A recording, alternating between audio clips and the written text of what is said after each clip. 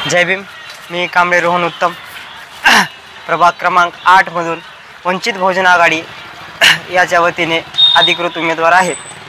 तर सर्वांना एक विचार केले असतील की माझ्या बाऱ्यामध्ये की एवढा लहान मुलगा जो दिसायला बी काही नाही आणि वागायला बी म्हणजे असं वगैरे वगैरे विचार करत आहेत सध्याच्याला। मग मला एक सांगायचं आहे की त्यांना एक माझं प्रतिउत्तर आहे की तुम्ही बाबांनो मला म्हणत आहात की लहान मुलगा हे काय करू शकतं। आता सध्याच्याला तुम्ही पाहतात एवढे मोठे मोठे माणसं आहेत, लोक आहेत, भरपूर काय काय चांगल्या वयाचे बी आहेत आणि मिडियम वयाचे बी आहेत। काय काम करतात, कशा प्रकारे भ्रष्टाचार करतात, कशा प्रकारे काय घोटाळा करतात सगळ्यालाच माहिती आहे। माझं म्हणणं असं आहे की सध्याच्याला तुम्ही एखाद्या नवीन तरुण पिढीला जर तुम्ही संधी दिली तर तरुण हा वेगळा असतो। तरुणाला उद्याची चिंता असते, ना की आजचा काय होईल, आजच्या खायचं ना आजच्या बसायचं, आजचा प्यायचा, आयुष्यभर जिंदगी जगायचं असं आमच्या मनामध्ये काय नसतं। आमच्या म्हणण्याच्या ऐवजी आमच्या कुण्या तरुण काय विचार करते की उद्याचं भविष्य आपल्यासाठी कसं जाईल ही चांगला विचार करते।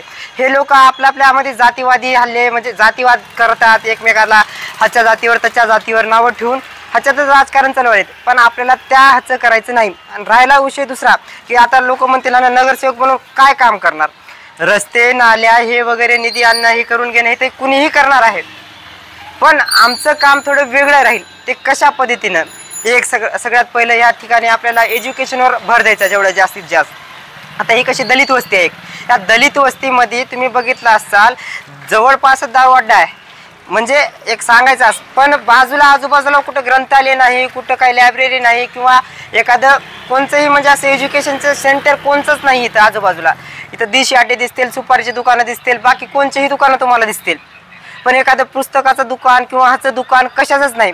मग ते नाही तर नाही, पण आम्ही इथं सध्याच्याला एक ग्रंथालय उभारायचा आमचा म्हणजे विचार चालू आहे। दुसरी गोष्ट नंतर या ठिकाणी एज्युकेशनसाठी कॅम्प्युटर सेंटर असतील, लॅब असतील किंवा बाकी काही इतर गोष्टी जे आम्हाला करायचे आहेत। रस्त्याने आले तर आम्ही 100% 100% करणार आहोत, घर सुधारणार आहोत, लोक सुधारणार आहोत, लोकांची मनस्थिती सुधारायची आहे, पोरांच्या जी वाईट व्यसनाला जाणार आहेत त्यांना सुधारून आपल्याला एका चांगल्या ठिकाणी न्यायचं आहे।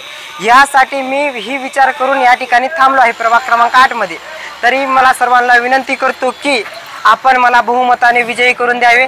धन्यवाद। जय भीम, जय भीम, जय शिवराय।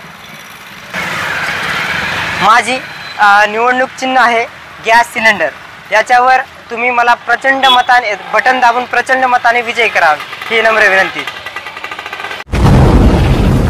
आवाज बहुजनांचा।